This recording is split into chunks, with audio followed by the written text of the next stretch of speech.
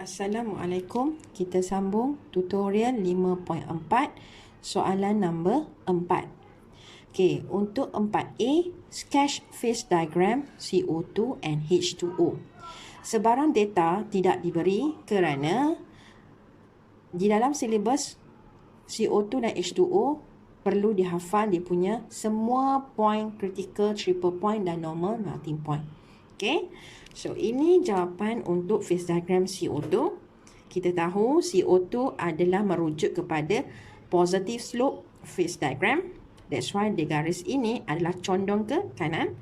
You label lah solid, liquid and gas. Pressure bersama unit temperature dalam unit degrees. Okay, titikkan di mana, letakkan point pada triple point, pada critical point dan juga pada normal melting point. Okay. So di sini tak ada lah. Di sini tak ada point apa-apa sebab kita tidak hafal dia punya melting point pada 73 atm. So no need. Okay. Ni tiada point. Abaikan. Alright.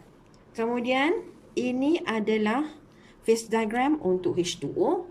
Seperti kita tahu, H2O mempunyai negative slope phase diagram. That means dua lengkuk dan garisan ini adalah condong ke kanan. Ke kiri. Okay. Labelkan pressure unit, temperature unit. Okay. Kemudian masukkan point, triple point here. Triple point di sini dan critical point di sini, dan masukkan normal melting point untuk H2O. Kita tahu pada paras 1 atm, sila labelkan 1 atm. Garisan mendata normal melting point di sini adalah pada 0 degrees. Okay, normal melting and freezing point. Dan di sini teruskan lagi normal boiling point pada 100 degrees. Ini dipanggil sketch. Okey. Untuk 4B ditanya, explain the anomalous behavior H2O that resulting to the difference between the phase diagram of CO2 and H2O. Okey. Kita tengok kedua-dua phase diagram untuk CO2 dan H2O hampir sama. Yang membezakannya adalah this line. Okay. Untuk CO2 condong ke kanan, untuk H2O condong ke kiri. So itulah anomalous yang perlu kita jelaskan. Kenapa CO2 ada positive slope dan H2O ada negative slope. Okay. The answer is ice is less dense than water. Itu utamanya, reason utamanya kenapa H2O mempunyai negative slope. Dia bincang dari aspek H2O. Kenapa kita bincang H2O? Sebab H2O adalah lain daripada yang lain. Kebanyakan phase diagram untuk substance adalah merujuk kepada positive slope. Sama macam bentuk dengan phase diagram CO2.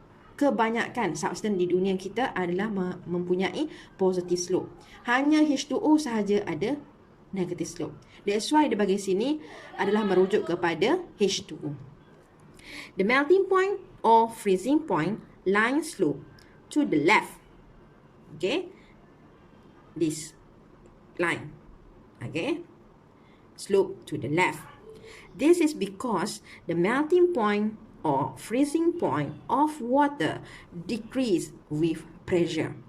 Bermaksud di sini, okay, apabila temperature, okay, kita tahu di mana-mana point yang lies on this line, kita akan panggil freezing or melting point.